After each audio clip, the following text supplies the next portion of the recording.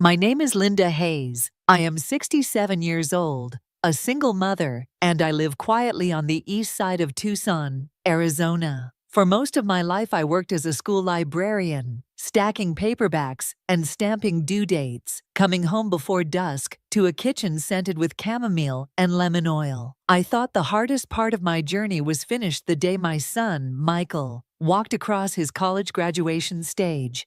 I had raised him alone after all, with no partner to share the long nights or the bills. I believed I had survived the worst. I was wrong. The real test began the week after his wedding. That morning, I opened my front door and found my new daughter-in-law, Samantha, standing there with a man I had never seen before. He carried a leather briefcase. She carried a smile that did not quite reach her eyes. Before I could ask a question, he stepped into my kitchen, as if it belonged to him, and placed a thick folder on the table. Across the top of the first page, in sharp black letters, were the words, "Power of Attorney." Samantha leaned forward, as though this were nothing more than a casual favor. "We just want you to be safe, Mom," she said. "We want to protect you." I sat down slowly. I did not touch the folder. I let the steam curl from the kettle and rise into the air.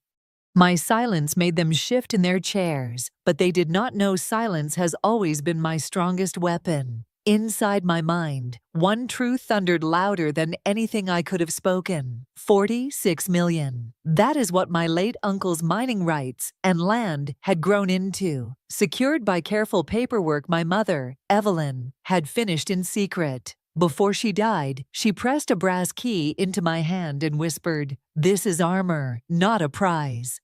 Wait until the right question is asked by the right person." Now, watching Samantha's polished nails tapping on the folder, I understood exactly why my mother had prepared me. Samantha thought she was guiding me gently into a cage locked with tidy signatures. She had not counted on a woman who knew that sometimes the only way to win is by waiting. This is where my story begins. The day I learned again that silence can save a life. I did not open the folder that morning. Instead, I let the lawyer and Samantha gather their things when I said I would have my attorney review the papers. They left with polite smiles that trembled at the edges. When the door clicked shut, I stood alone in the kitchen with the kettle still warm, the air heavy with unsaid words. My hand drifted to the brass key on the shelf, the one my mother had pressed into my palm years before. Its weight reminded me of a truth I had hidden for decades. My mother's name was Evelyn Hayes. She raised me on desert soil, taught me to read clouds before storms, and believed a woman's real inheritance was patience sharpened by wisdom. The year she passed, she left behind more than photographs and quilted blankets. In the cedar chest that had always sat at the foot of her bed, I found a blue folder marked with my name. Inside were deeds, contracts, and trust documents I could barely understand at first glance. They revealed that my late uncle, a quiet man who once owned rights to a stretch of land outside Bisbee, had left everything to me. Those rights had been sold, leased, and invested over time, until the value reached numbers I could hardly whisper without trembling. There was also a letter written in her careful script. "My dearest Linda," it began, "if you are reading this, I am gone, and you must carry what I carried. This is not to boast, not to tempt, but to guard you. Do not reveal until you must. Silence is not weakness, it is armor." I kept that letter folded between pages of my Bible. I never spoke of it, not even to Michael, though there were times I almost did. When he came home from high school exhausted, or when he begged for money to fix his car, the urge to confess nearly broke through. But my mother's words pulled me back each time. "Wait, one day you will know why." Now, years later, standing in my kitchen after Samantha's visit, I finally understood. The inheritance was never meant to make me proud. It was meant to keep me safe. I swept the crumbs from the counter, steadied my breath, and touched the brass key again. My life had been built on routines of thrift and caution. That day, those habits became the shield that would keep me standing when even my son began to waver. Michael's wedding had been a grand affair. The church stood gleaming in downtown Tucson, its stone walls washed in white light, lilies in every corner, and music polished enough to sound like glass. I arrived in my navy dress, one I had worn only once before at a retirement banquet. I told myself I would not draw attention. I would sit quietly and let the day belong to my son and his bride. An usher guided me through the reception hall, checked a clipboard, and stopped at a round table near the back. "Table 17, he said, pointing to a place card tucked beside a towering vase of roses. I took my seat and quickly realized the flowers rose like a wall, blocking my view of the dance floor. If I leaned left, I caught a glimpse of the aisle. If I leaned right, I saw only the edge of the cake. Between those angles, I was hidden. Across the room, Samantha's parents were seated near the cameras, their faces glowing in every frame. Samantha's mother floated from guest to guest like a practiced hostess, accepting praise for flowers and music as if she had arranged it all herself. When she hugged Michael, she pressed her cheek against his and surveyed the room as though she were a queen charting her kingdom. I understood my placement. I was not meant to be seen. When the vows began, I caught only fragments through the curtain of petals. For better, for worse, for as long as we both shall live. I whispered the words with them, feeling the weight of promises I had carried alone for decades. People think vows are fireworks. I knew they were long drives after bad news, patched shoes, and years of saying no when the world said yes. The toasts followed dinner. Samantha's father spoke at length about his daughter's resilience, her career, her brilliance. Applause burst like applause always does when money speaks loudly. When it was my turn, I kept my toast short. I spoke of Michael's first toolbox, the day he learned to hold the level straight. My words floated over the roses but landed nowhere. I lifted my glass and sat before anyone could wonder what I meant. All evening, I clapped into the greenery, my smile framed for photographs no one would print. I chose dignity over protest, silence over spectacle. But that night I knew something sharp. If I had revealed the truth about my inheritance then, it would have already been gone by the time Samantha brought her lawyer to my kitchen. 3 days after the wedding, I heard the doorbell again. The kettle had just begun to hum on the stove when I opened the door to find Samantha and the same lawyer waiting. She wore a cream coat, her smile rehearsed, and he carried that briefcase as if it were a badge. They stepped into my kitchen without hesitation.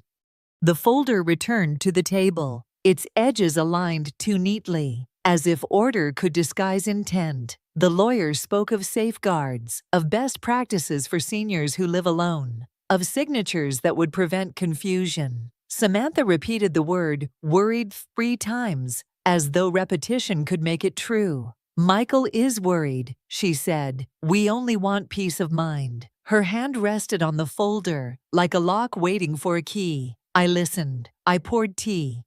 I stirred my spoon once and let silence sit heavy across the table. Then I said what neither of them expected.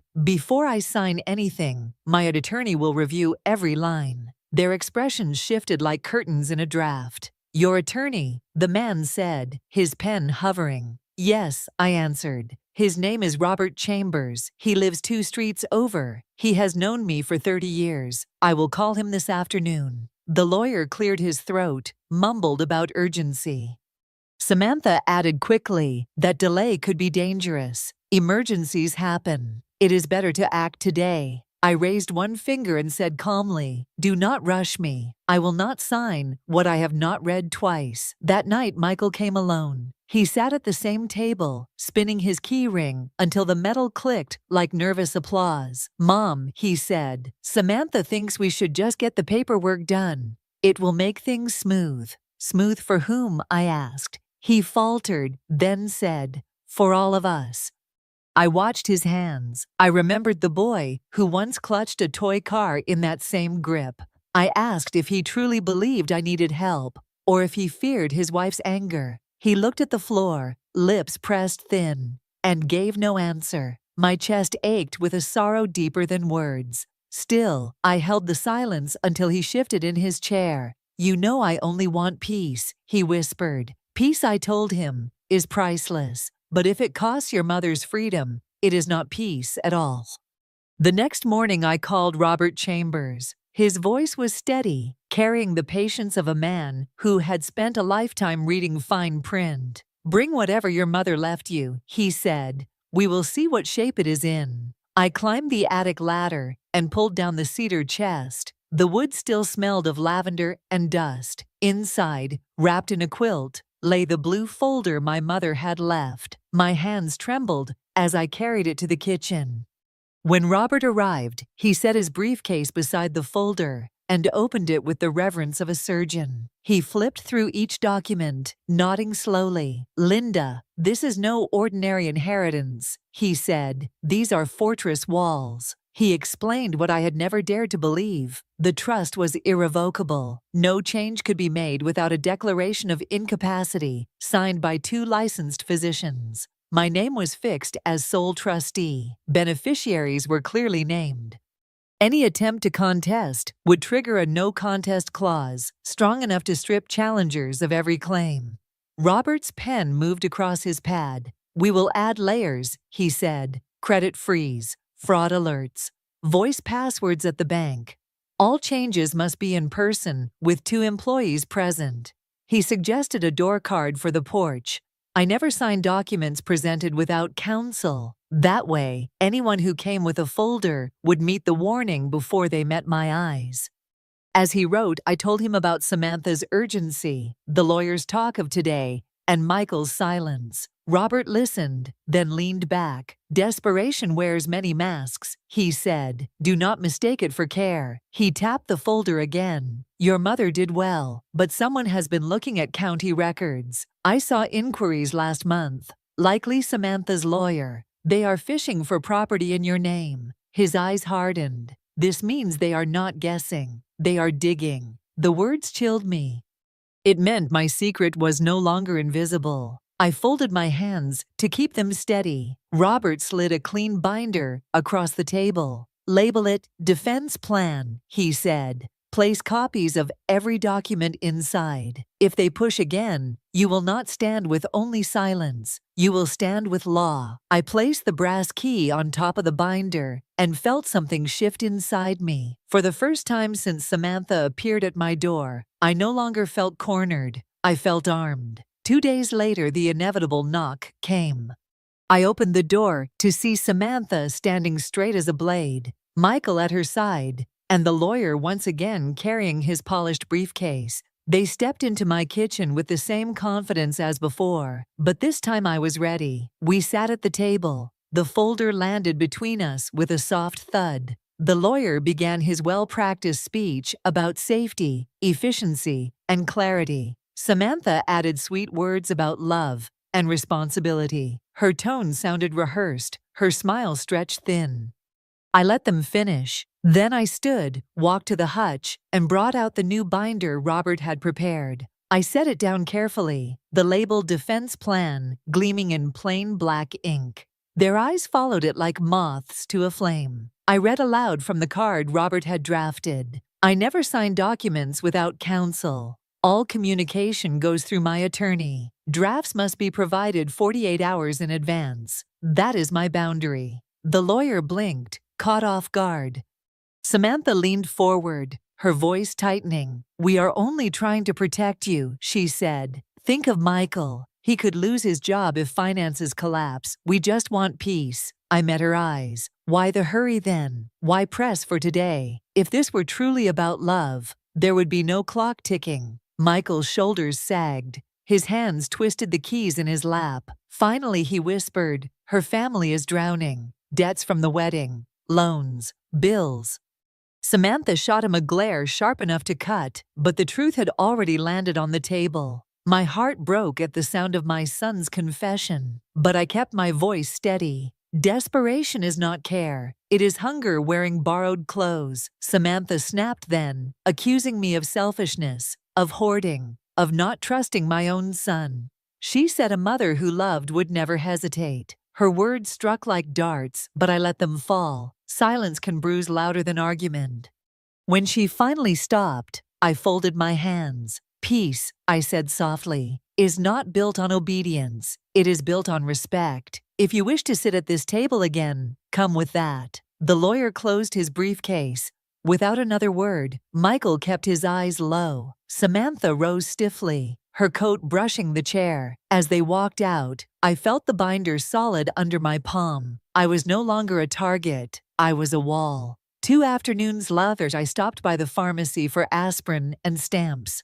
The sun beat down hard on the parking lot, and the air smelled faintly of asphalt. As I stepped from my car, I caught sight of Samantha's white SUV parked near the curb. The windows were down, and inside sat Samantha and her mother, their voices carrying clearly across the warm air. I froze. I had no wish to spy, yet their words drifted to me, as if meant to be heard. "We cannot keep floating balances," her mother said sharply.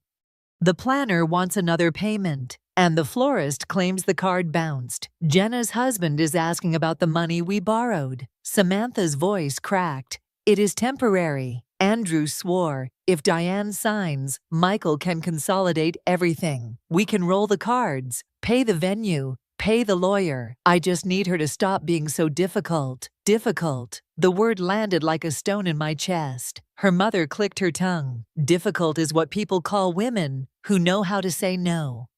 "Samantha, you are steering this. Steer well." Samantha let out a breath that sounded more like a sob. "I never wanted to beg an old woman. I am not a thief. I just need a door to open." I stepped back behind the newspaper rack. My hands tightened on the envelope of stamps. This was no misunderstanding. They had plotted to corner me from the start, their polished smiles hiding debts stacked higher than their wedding flowers. When they drove away, I entered the pharmacy and made my purchase.